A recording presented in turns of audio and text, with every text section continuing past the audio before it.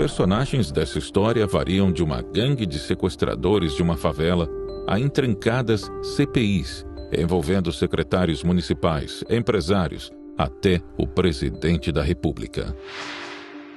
Em 2012, 6 integrantes da quadrilha da favela do Pantanal foram condenados a mais de 18 anos pela morte de Celso Daniel. Todos confessaram suas diferentes participações no crime. Apesar de figurar como réu, o único não julgado nesta ação foi Sérgio Sombra. Ele foi beneficiado pela decisão do STF que anulou todo o processo contra ele desde a fase dos interrogatórios. Os advogados de Sombra alegaram que sua defesa foi cerceada pelos investigadores. Em outro processo, Sombra foi sentenciado a 15 anos de prisão por corrupção, mas recorria em liberdade. Ele foi condenado por liderar um esquema de cobrança de propina de empresas de transporte contratadas pela Prefeitura de Santo André. Empresários que não davam dinheiro eram ameaçados de ter o contrato rompido. O juiz responsável pelo caso afirmou que a cobrança de propina do setor de transporte não foi uma iniciativa isolada. O Diretório Nacional do PT tinha conhecimento do esquema criminoso e se beneficiou dele. O juiz Genilson Rodrigues Carreira, da primeira vara da Fazenda Pública de Santo André, condenou o Partido dos Trabalhadores a devolver 3,5 milhões de reais aos cofres públicos. A denúncia do Ministério Público apontou participação do PT no esquema de corrupção e cobrança de propina no sistema de transporte público da cidade durante a gestão do prefeito Celso Daniel, morto em 2002. O partido também foi condenado ao pagamento de 10,5 milhões de reais de multa. Sombra nunca admitiu envolvimento no assassinato de Celso Daniel. As investigações anuladas pelo STF seriam retomadas em 2016, com a primeira audiência de instrução do processo que poderia levar Sombra a júri popular. Porém, essa audiência nunca ocorreu. Sérgio Sombra não resistiu a um câncer.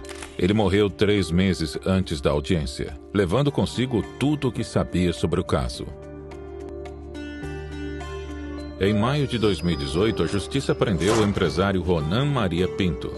Ele foi condenado a 5 anos de prisão por lavagem de dinheiro no caso que apura o empréstimo fraudulento de 12 milhões do Banco Chain para o pecuarista Bonlai. As investigações concluíram que o dinheiro foi para o PT e que, em troca, a Petrobras, de forma irregular, assinou um contrato de 1,6 bilhão de dólares com o Grupo Chain para a operação do navio sonda Vitória 10.000. Dos 12 milhões contraídos por Bonlai, 6 milhões foram parar nas mãos de Ronan Maria Pinto. O motivo do pagamento seria a compra do silêncio de Ronan, pois ele estaria ameaçando citar Lula como um dos envolvidos no assassinato de Celso Daniel.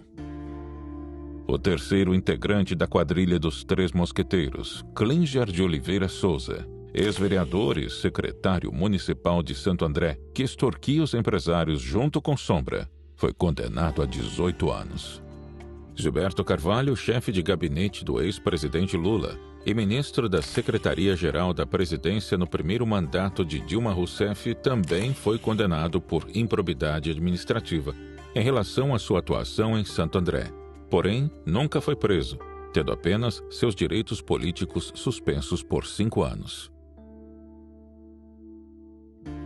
Nas investigações sobre a corrupção em Santo André e participação na morte de Celso Daniel, a Procuradoria-Geral da República pediu abertura de inquérito contra José Dirceu, homem que recebia os recursos desviados das prefeituras petistas.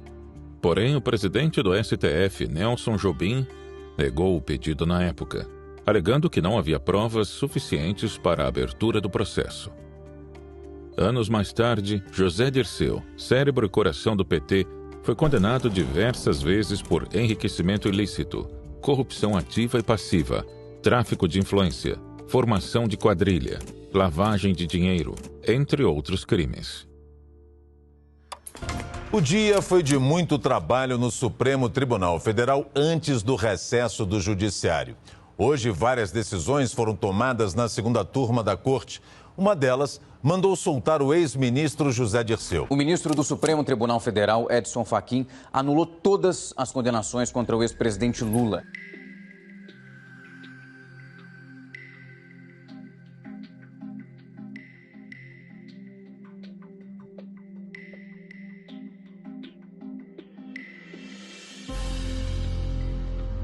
segundo as palavras de Romeu Tuma Jr. em seu livro Assassinato de Reputações.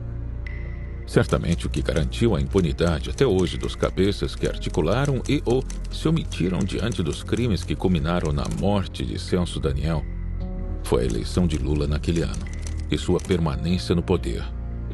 Esse fato possibilitou a distribuição de espaços, cargos e recompensas aos companheiros e permitiu empregar, até o presente, todos os órfãos, atores, viúvos e viúvas do prefeito morto de Santo André. E com certeza contribuiu decisivamente para que, burras abastecidas, as bocas permanecessem caladas e os ânimos serenados. Afinal de contas, Celso era o homem forte de Lula e seria seu primeiro-ministro. Apesar de sua morte, o projeto de poder bem-sucedido possibilitou a continuação daquele esquema iniciado em Santo André. Agora, numa dimensão nunca antes vista na história desse país. Sua morte, portanto, não foi em vão.